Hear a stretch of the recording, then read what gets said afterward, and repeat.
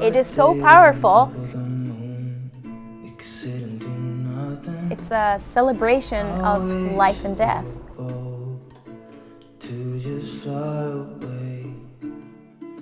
My name is Claudia, and I help artists become professional stick and poke tattoo artists in this ancient healing practice. And today we're going to talk about the healing power of tattoos. But first, I just want to say, if there's one thing I would love for you to do is to give this video a like, and if you love this content, make sure that you subscribe. It would make my day completely, and I would totally appreciate it.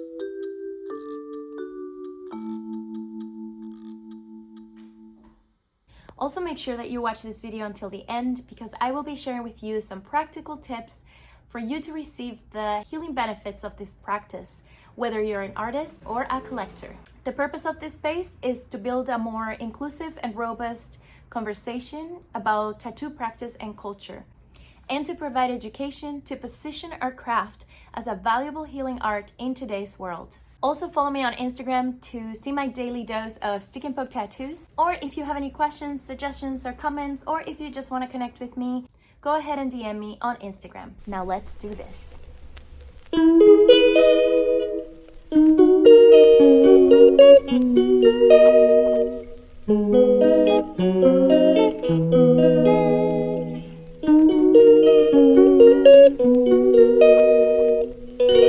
In medicine, it can be seen as just like a wholesome way to practice expansion and benefit for everyone and well-being. Today we're taking a look at all the healing aspects of the tattoo experience, and we're going to take a look at the biological level of healing. We're going to talk about the psychological level of healing, the social level of healing, and the spiritual level of healing that tattoos can offer people and culture.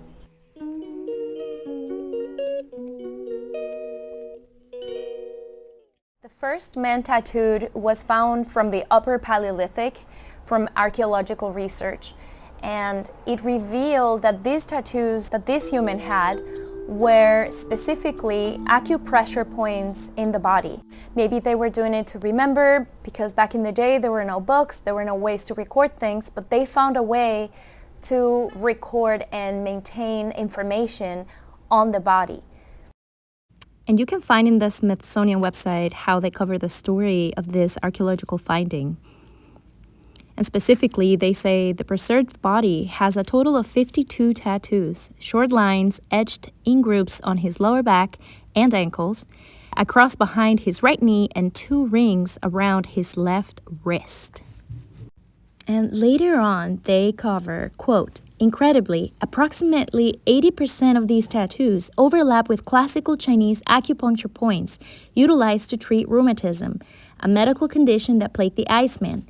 Other tattoos were found to be located on or near acupuncture meridians that may have had the purpose of relieving other alignments, like gastrointestinal problems, end quote.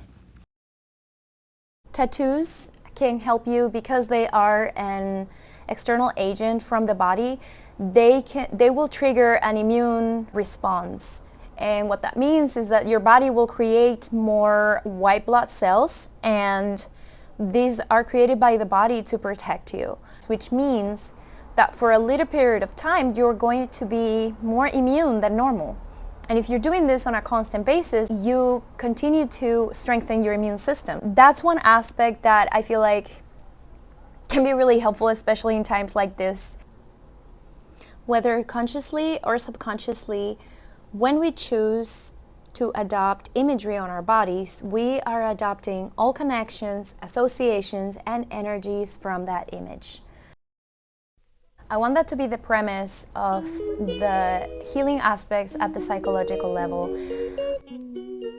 When I invite people to connect with imagery that is meaningful to them and then understand the intention behind it, what I'm doing here is for them to affirm what is going to happen. What's going to happen for them after they get a tattoo? What's the intention? When you create that intention in your mind and bring it to the body level and then experience strong sensations around that are actually kind of pleasant, you solidify that intention onto your body.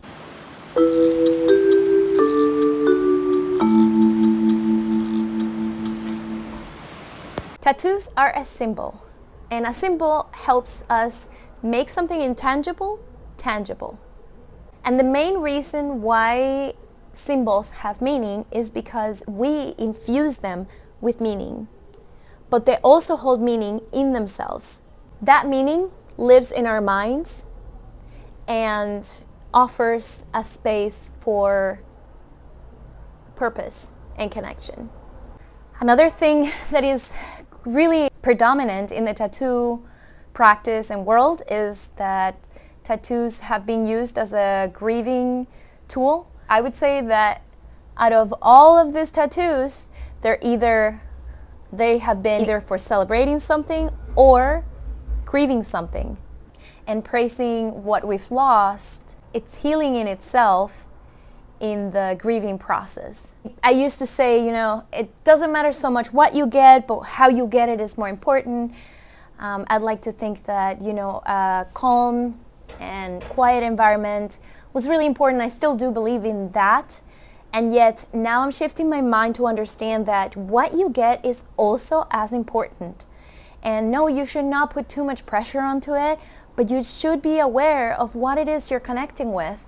Who are you connecting with too? When you adopt a dragon, for example, you're connecting to all the collectives, all the people and all the energies from that dragon. The history, all the culture, all the energy and all the power of dragon is now a part of you.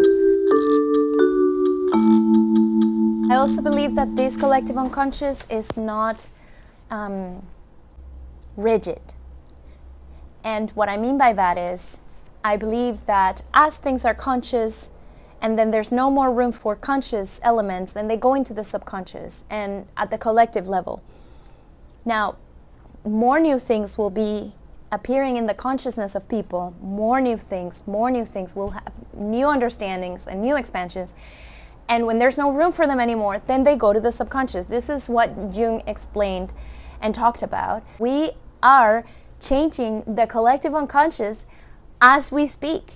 If more people connect to dragon for a particular energy that maybe it wasn't the case before, then the element of dragon is going to change. That energy is going to change, which is incredible to think that we are changing that collective unconscious as we speak. The healing aspects of embodiment through tattooing come with self-awareness, mindfulness, connection to self and others and culture, self-regulation, and creating self-acceptance and acceptance of one's life and experience.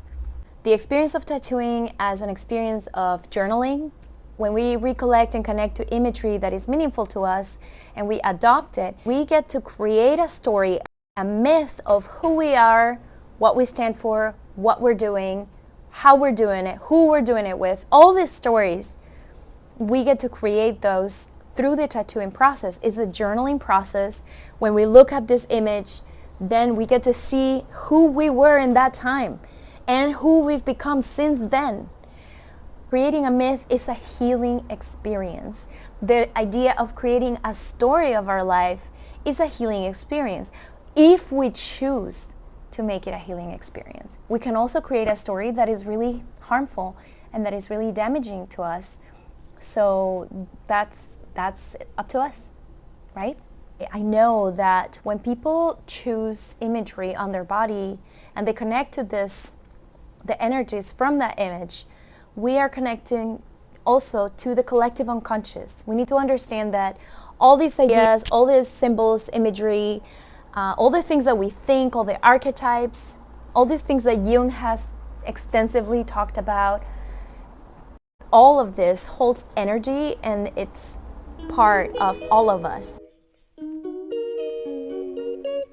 Let's take a look at the healing aspects at the social level. Tattooing is an ancestral practice, which means that when you are practicing tattooing, it's connecting you to culture and ancestry, inevitably.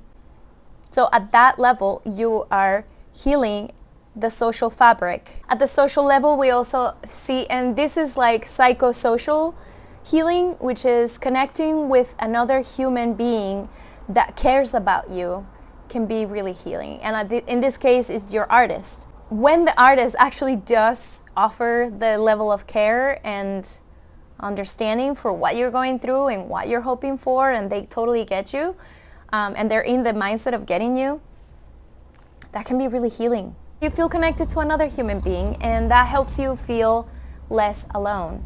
And honestly, it feels the artists also feel less alone. You can also feel a sense of identification and bonding with your peers. Tattooing has been used socially as a way to identify ourselves. In a huge way, tattoos are a signal at the social level. I think of women who used to be tattooed when they would get married, but they also got tattooed to pretend like they were taken by another man, so to be protected. And I'd invite you to watch this documentary by Vice about the women who use tattoos to save themselves from sexual slavery, Tattooed Warriors of Timer. And here's just a little piece of the story.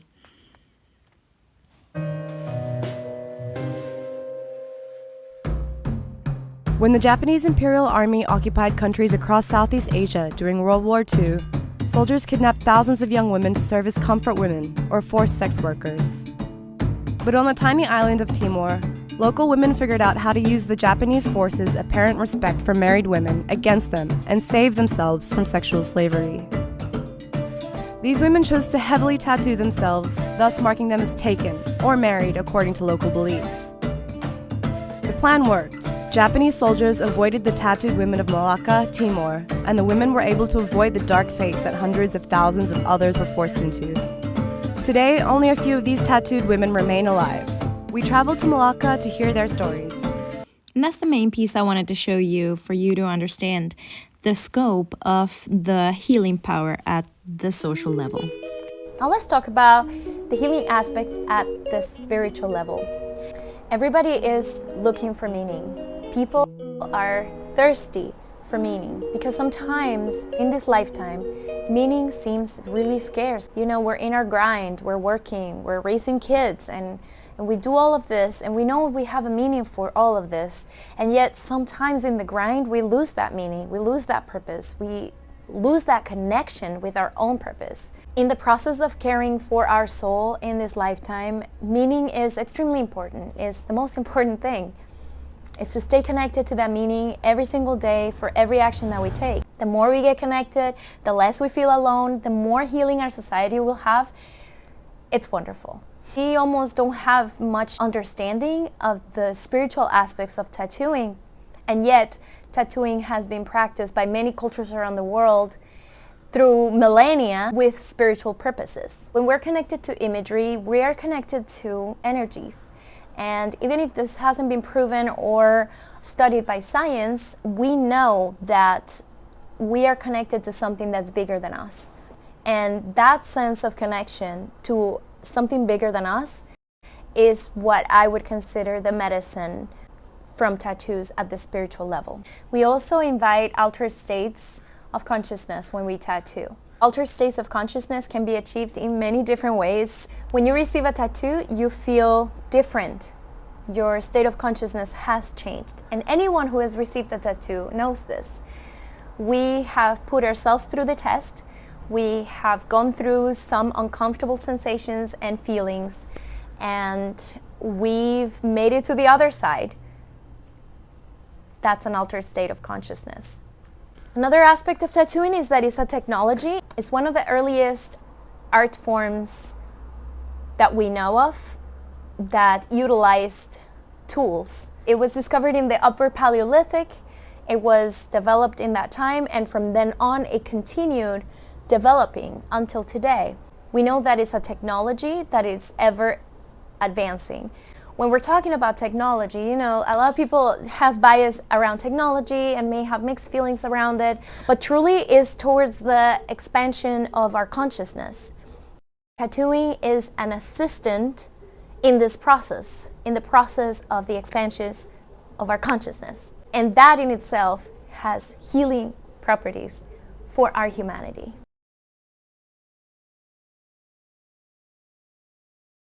If you're a tattoo artist, or maybe you love tattoos, I would love to share these tips with you to invite that healing aspect to your life when you are either giving tattoos or receiving tattoos. And number one would be, don't receive tattoos or don't give tattoos if you're intoxicated. When you're intoxicated, things get a little murtled and you're already in an altered state of consciousness, which makes the experience a little less pure. If you're gonna receive a tattoo, in order for you to get the benefits of the tattoo in itself, I highly recommend that you stay mindful and sober. Another thing you can do is to receive tattoos from someone you like, admire, look up to. Make sure that is someone that you enjoy spending time with. I know that this idea of walking into a shop out of an impulse is very enticing sometimes for people. I would encourage you to, if you want to receive the healing aspects, to actually sort out artists that you like, enjoy, admire. You will receive the benefit of connecting with another human being that you care about, and they'll care about you too. Don't overthink it, but do make sure that you feel connected to that image that you are hoping to embody. Look beyond that image, look beyond the looks of it, look more towards your intention and what you're connected to. What's your intention right now? I'm calling in more groundedness and stability and steadiness. A mountain, it's perfect. Stay connected to that image of choice. Since we're walking the line between the sacred and the profane when we're receiving a tattoo, allow yourself the space to feel and simply connect with your body and feel what you're feeling. Things are happening that you are not aware of and that you don't even know. And your relationship with your body and your tattoo is changing all the time. It not only brings you more relaxation, which makes your tattoo experience a more enjoyable one, but also it brings you closer to your intention. Because when your mind is still, your intention has a place to exist at the body level, at the somatic sensation level. I do hope that this video was helpful and informative for you if you are a client and love tattoos, or you are a practitioner and love giving tattoos. I am all about stick and poke, and I love teaching this art and its healing properties. And I'm really excited to share all these things with you and hear what you think about this. And if you've ever experienced any of these healing properties, I would love to hear it in the comments. And I'm excited to see you next time. Also, if you're an artist and want to become a professional stick and poke tattoo artist, I wanted to invite you to be a part of my free to join community, where you get access to the community portal and you get to connect with like-minded folks who are also learning this craft, and get free access to the first week of the Wild Medicine Tattoo Apprenticeship Program.